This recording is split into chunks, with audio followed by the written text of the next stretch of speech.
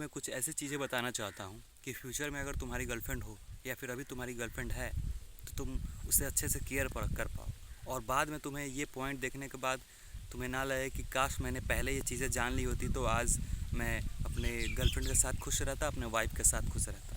तो पहली चीज़ कि ये सब पॉइंट अभी नोट कर लो और अपने दिमाग में बैठा लो कि मैं जो भी ये बताने वाला हूँ ये चीज़ें तुम्हारे फ्यूचर में तुम्हारे लिए बहुत ही हेल्पफुल है, तुम्हारे अच्छे रिलेशनशिप के लिए बहुत ही ज़्यादा कामगर है। पहली चीज़ है कि म्यूचुअल अंडरस्टैंडिंग। तुम्हारी गर्लफ्रेंड है या फिर तुम्हारी बीवी है तो दोनों के बीच प्रॉब्लम सॉल्विंग स्किल होना चाहिए। मतलब कि क्या, देखो क्या होता है कि अधिकतर तुम जगह देखोगे कि दोनों में लड़ाई हो गया, तुम्हारी बॉयफ्रेंड और गर्लफ्रेंड में लड़ाई हो गया या फिर बीवी और पति पत्नी में लड़ाई हो गया, तो क्या होता है कि वो उधर मुंह फुला के बैठ जाती है, ये इधर मुंह फुला के बैठ जाती है, और ये सिलसिला आज हुआ तो फिर कुछ दिन के बाद तो सॉल्व हो जाएगा, फिर लेकिन लगातार ऐसे होते जाता है तो उससे रिलेशनशिप पर बहुत ज़्यादा प्रभाव पड़ता है और कभी भी खुश नहीं रह पाते। तो पहली चीज़ को तुम्हें कोई भी प्रॉब्लम तुम्हारे दोनों के अंदर आ रही है ना, या फिर फ्यूचर में जो भी प्रॉब्लम तुम्हारे दोनों के अंदर आएगी, किसी को तुम अपना वाइफ बनाना चाहते हो, किसी को अपना गर्लफ्रेंड बनाना चाहते हो, तो उनके बीच और तुम्हारे बीच म्यूचुअल अंडरस्टैंडिंग होनी चाहिए। किसी भी चीज़ को लेकर तुम प्रॉब्लम को सॉल्व कर पाओ। जो भी प्रॉब्लम तुम्हारे बीच में है, तुमने कुछ गलत बोल दिया या फिर उसने कुछ गलत बोल दिया, तो दोनों के बीच एक ऐसी स्किल होना चाहिए जो कि इस प्रॉब्लम को ले कि तुमने ऐसा नहीं बोलना चाहिए था, या फिर तुम उसको लो कि तुम्हें ऐसा नहीं बोलना चाहिए था। दोनों को मिलकर, मतलब कि सिंपल सा तुम समझो कि दोनों मिलकर ना उस प्रॉब्लम को सॉल्व करने का स्किल तुम्हारे अंदर होना चाहिए। अगर ये नहीं है तो फिर तुम्हारे फ्यूचर में तुम्हें बहुत परेशानी होगी, क्योंकि अक्सर होता क्या है कि तुम अगर कोई किसी तो अपनी पत्नी से लड़ाई करते हो या फिर अपने बीवी से लड़ाई करते हो, अपने गर्लफ्रेंड से लड़ाई करते हो, तो अधिकतर जो गर्लफ्रेंड होती है या फिर अधिकतर जो बीवी होती है वो कमी तुम में निकालती है। तुम्हें अगर कमी निकल रही है, सीधा सा मान लो कि मेरी उसमें कमी है, क्योंकि सुधारना तुम्हारा काम है। भले क्या होता है कि तुम दूसरा कोई सुधरे या ना सुधरे, बट माहौल को सुधारना आदमियों का काम होता है। अगर मैं कहीं जाऊँ, कहीं बहुत ही उदास माहौल है तो मेरा काम है कि उस माहौल को बढ़िया करना। ये एक्चुअल मैन का काम होता है, जो कि बोलते हैं कि ये बहुत ही हाई वैल्यू मैन है। द हाई वैल्यू मैन का यही काम होता है कि वो जो लोगों के बीच हो, जहाँ का माहौल अच्छा नहीं है उस माहौल को अच्छा बना दे, वही काम होता है आदमियों का। तो वही मैं तुम्हें बताना चाहता हूँ कि तुम्हारी गर्लफ्रेंड है, तुम्हारी अगर बीवी है, तो तुम्हारा काम है कि उसे खुश रखना।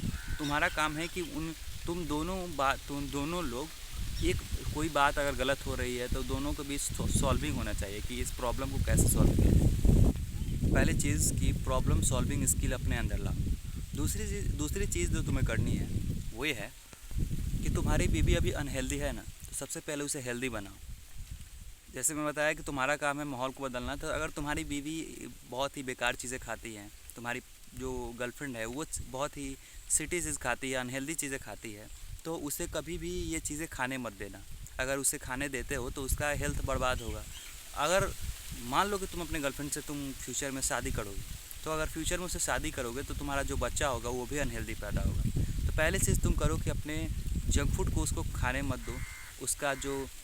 क्योंकि उसका सिस्टम नहीं ख़राब होना चाहिए, उसके जो बॉडी पार्ट है वो अच्छा रहना चाहिए, तभी तुम्हारा बच्चा अच्छा रहेगा, तुम्हारी जो फ्यूचर में जो भी उसका माइंड अच्छा रहेगा और तुम दोनों अच्छे रह पाओगे। दूसरी चीज़ जो तुम्हें करनी है वो है कि तुम्हारी गर्लफ्रेंड है या फिर फ्यूचर में तुम बनाओगे या फिर भी सिंगल हो, तो तुम्हें ये चीज़ ध्यान रखना है कि अपने लाइफ का ना 80% भाग अपने कैरियर पर ध्यान दो और 20% बचे भागों में अपने गर्लफ्रेंड पर ध्यान दो।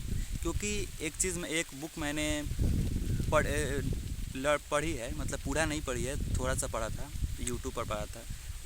उस बुक का नाम है the way of superior man. उसमें बताया गया है कि हम हमेशा अपना जो कैरियर गोल हो ना, और जो लड़की का गोल, जैसे कि तुम्हें गर्लफ्रेंड बनाना है, गर्लफ्रेंड के साथ हो, तो ज़्यादा टाइम तुम्हें स्पेंड अपने कैरियर पर बढ़ाने में फोकस करना चाहिए। तुम्हें 80% अपने कैरियर पर ध्यान देना चाहिए और 20% अपने रिलेशनशिप पर ध्यान देना चाहिए। अगर तुम शादी होगे तब उसके बाद एक अलग चीज़ है, बट अभी तुम्हें 20% रिलेशनशिप पर ध्यान देना चाहिए और 80% अपने कैरियर पर ध्यान देना चाहिए। और एक चीज़ हमेशा कि अपने गोल को ना कभी भी अपने रिलेशनशिप से नीचे मत रखना। पहले अपना तुम्हारा गोल होना चाहिए, उसके बाद तुम्हारा रिलेशनशिप होना चाहिए। ऐसा नहीं है कि तुम लव को बहुत ज़्यादा प्रायोरिटी दे रहे हो और जो तुम्हारी कैरियर है उसे उतना ज़्यादा प्रायोरिटी नहीं दे रहे हो, तो ये चीज़ें बहुत ज़्यादा गलत है और फ्यूचर में तुम्हें बहुत ज़्यादा दिक्कत होगी। तो पहली चीज़ तुम ये करो कि तुम अपने जो रिलेशनशिप है ना उसके ऊपर अपने कैरियर को रखो, रिलेशनशिप को ज़्यादा मजबूत बनाओ और कैरियर को उससे ज़्यादा मजबूत बनाओ। कभी भी कैरियर में रिलेशनशिप नहीं आना चाहिए। मतलब कि आई होप कि तुम मेरी बातों को तुम समझ रहे होगे।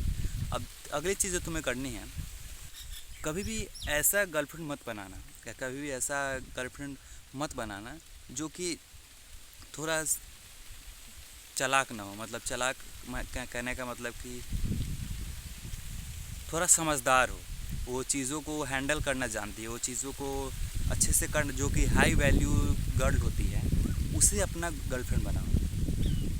लो वैल्यू कहने का मतलब कि उसकी नॉलेज उतना प्रॉपर नहीं है, वो डीप थिंकिंग नहीं कर पाती, वो सीधी चीज़, वो अनहेल्दी चीज़ें खा रही है, कभी भी नहीं अपना ख्याल रख रही है, ना लोगों का ख्याल रख रही है, ना ही अपने परिवार का ख्याल रख रही है। तो ऐसे लड़की से कभी मत गर्लफ्रेंड बनाना। तुम ऐसे लड़की को गर्लफ्रेंड बनाओ जिसकी जो थिंकिंग हो ना वो बहुत मजबूत हो, उसकी थिंकिंग जो हो हाई हो।